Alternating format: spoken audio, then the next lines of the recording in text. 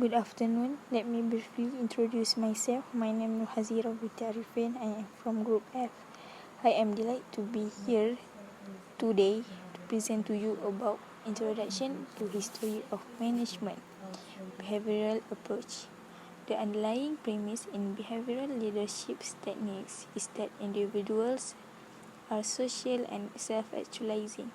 The Hawthorne studies, Maslow's theory of human needs, McGregor's theory X and theory Y, and Aguirre's theory of adult personality are among these approaches.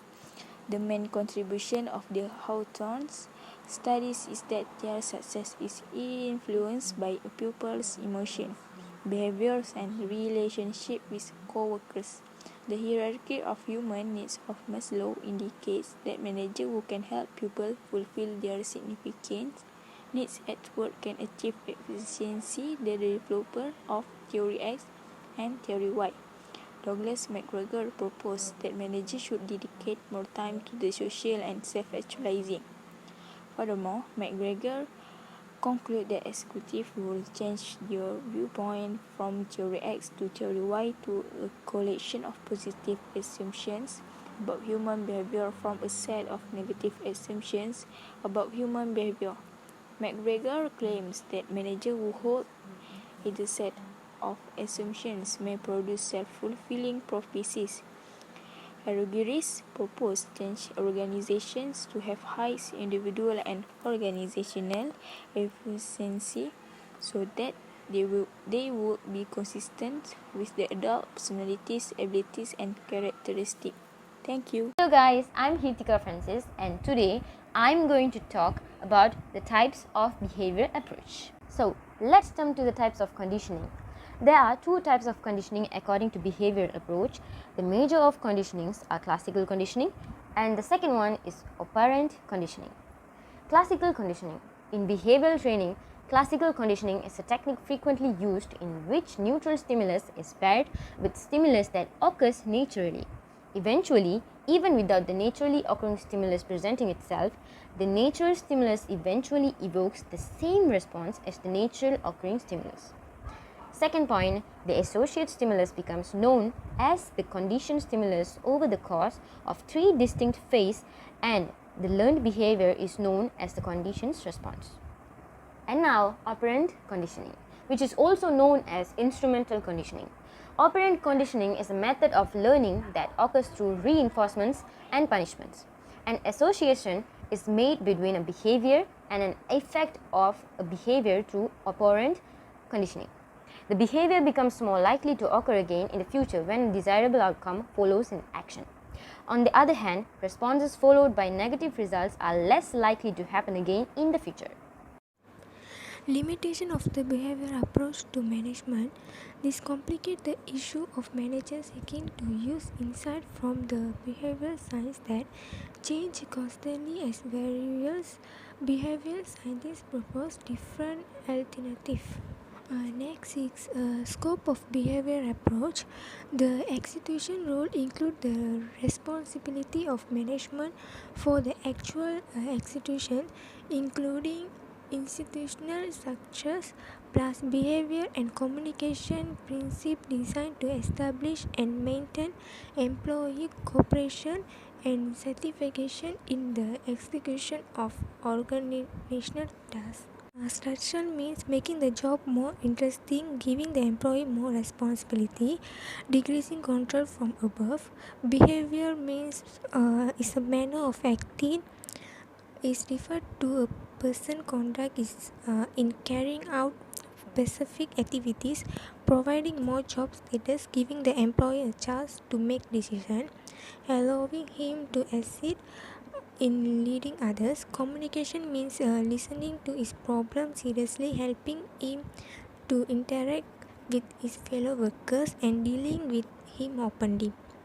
Methodology is the behavioral science approach improved to use of social and physiological concept and knowledge to influence, motivate, and coordinate the human element is in achieving performance in the workplace.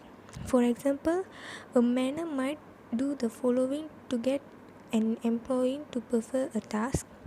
Personality is of a human being in a complex combination, physical and mental. Influence means set an example, make suggestion. Motivation, offer promotion. Coordination means offer assistance.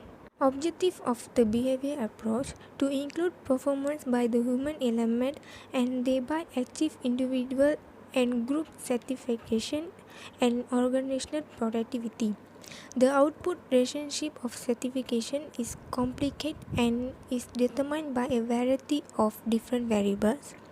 Early economy incentives were seen or perceived as a primary satisfier of most workers in the form of pay, but behavior science assumes that employees are often placed and driven by other kind of items such as good working conditions and involve supervisor, fellow employee organization, and impressive title or personal achievement.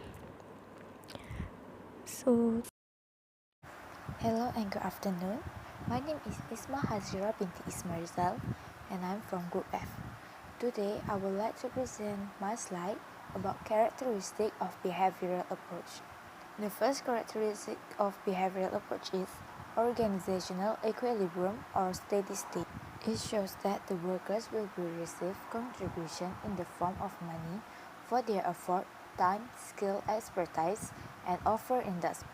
With this approach, the employees will stay in the company for a longer time. Next, employer seeks, whereas employees always seek to receive more rewards and benefit from the management. Also, group dynamic. A group dynamic is a power or force that produces change, action, or effect. This group mobilizes powerful forces that produce effects of utmost importance to individuals. This group may produce good or bad consequences, but this is the best for the team. Next, authority and leadership. Authority is only one of the number of forms of influence. Its distinguished characteristics are that it does not seek to convince the subordinate, but only to obtain his acquiescence. Another consequences or dimension implication of the group theory is that authority springs from the group, then from the top down. The organization as a social system is according to a behaviorist organizations are composed of large groups or hierarchies which are aggregation of many small groups both formal and informal. Lastly, features of behavioral approach. The features concentrate directly on the actual conduct of administrative organization by individuals and groups. And the organization is defined as a social structure by behaviorists. And that will be the end of my slide. Thank you. Hi Miss, my name is Chong Hui Ying and I'm from Group F and my part is conclusion of behavior approach. There are several ways in which one might react to the foregoing information and suggestions. For example, paraphrase that observer who taught us that history is a bunch and assert that social science is bunk. One might see little value in trying to apply the behavioral science to the study of diplomatic history, concluding that the investment will far exceed the likely gains. It may nevertheless appear to represent a radical break with traditional style and thus one that should not be taken lightly. And the conclusion include, if not religious taboos and superstition to the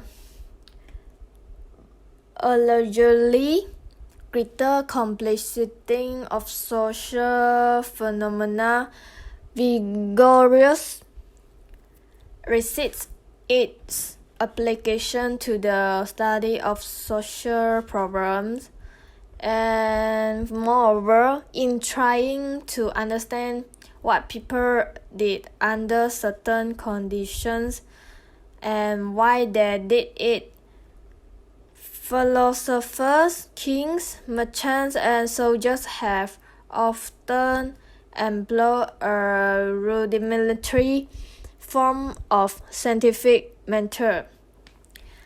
After that, they seldom have used explicit criteria in classification. They often place highly dissimilar events and conditions in the same category.